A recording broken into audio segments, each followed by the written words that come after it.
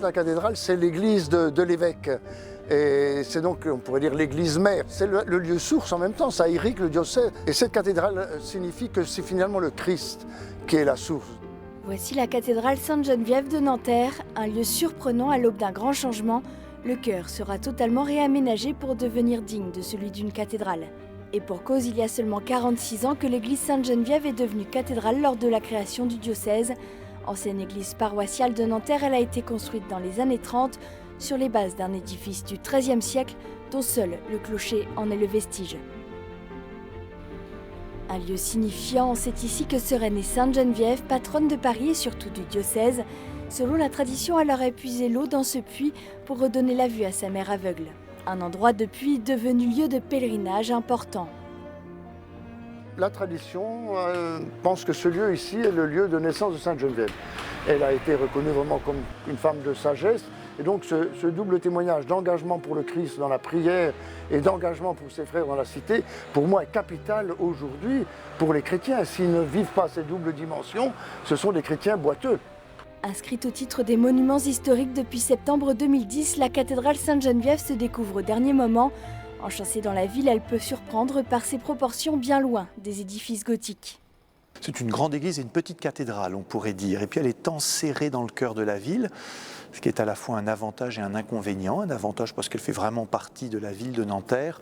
Un inconvénient parce qu'elle ne se découvre pas tout de suite. Il faut connaître, s'approcher. C'est justement ce caractère presque caché de la cathédrale qui en fait le meilleur ambassadeur de la présence divine dans la ville, n'est-ce pas ?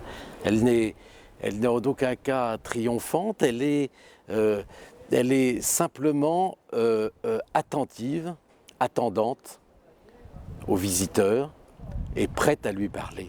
Donc ceci permet finalement de préparer la surprise de celui qui va rentrer dans cet espace et est obligé de lever la tête parce qu'il arrive dans l'immensité.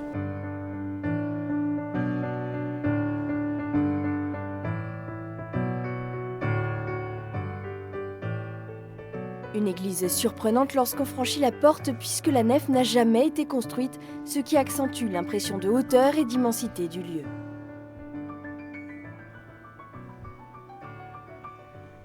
Quand on rentre ici, ce qui frappe en arrivant de la petite place du Nanterre historique, c'est l'immensité de la cathédrale, la hauteur. Pour donner un chiffre, on a presque 20 mètres de haut à la coupole.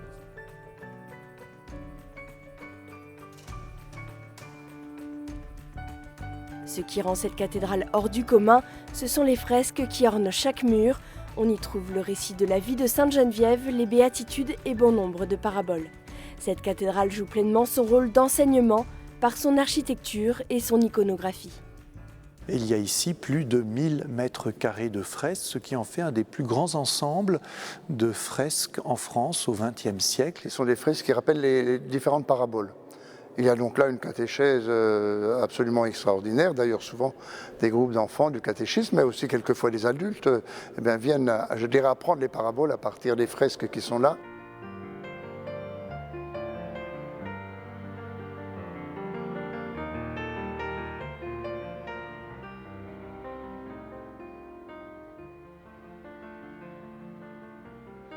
Église source du diocèse, la cathédrale est aussi l'église de l'évêque et l'un des signes marquants est sans doute la cathèdre où siège le successeur des apôtres. Lieu de la célébration de l'Eucharistie, la cathédrale réunit tout le diocèse, lieu où les fidèles, les prêtres et l'évêque font église ensemble.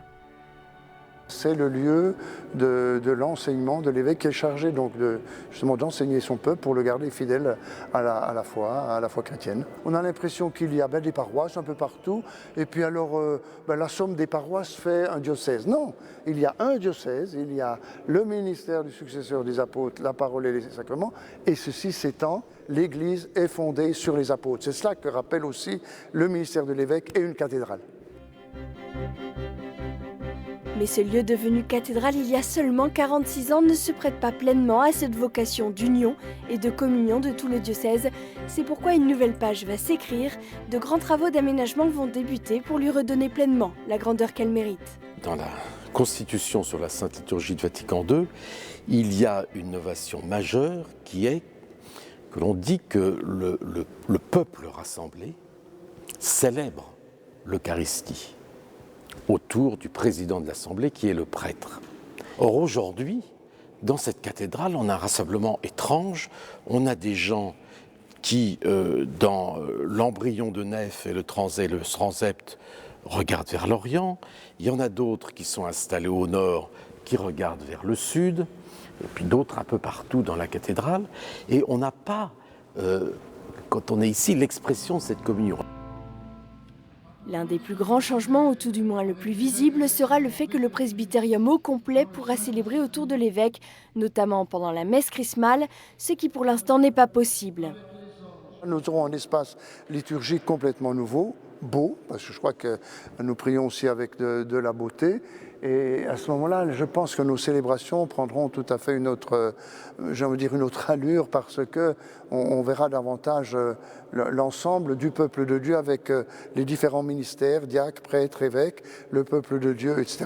Je crois qu'en parlant davantage de notre cathédrale grâce à cette restauration, en rappelant aussi comment c'est lié au culte de Sainte Geneviève, je suis persuadé que, à la fois pour l'évangélisation, pour la catéchèse et pour la vie des diocèses, nous aurons des moyens extraordinaires pour nourrir la foi des chrétiens et des catholiques et les aider à retrouver le sens de la cathédrale dans le diocèse.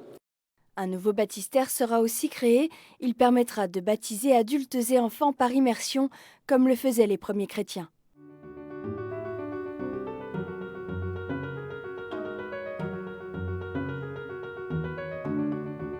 En tournant cette nouvelle page de son histoire, la cathédrale de Nanterre retrouvera une cohérence dans son aménagement liturgique. Son patrimoine sera mis en avant, notamment ses fresques qui ornent les murs. Elle deviendra pleinement un lieu source, un lieu missionnaire et un lieu de rassemblement pour tout le diocèse.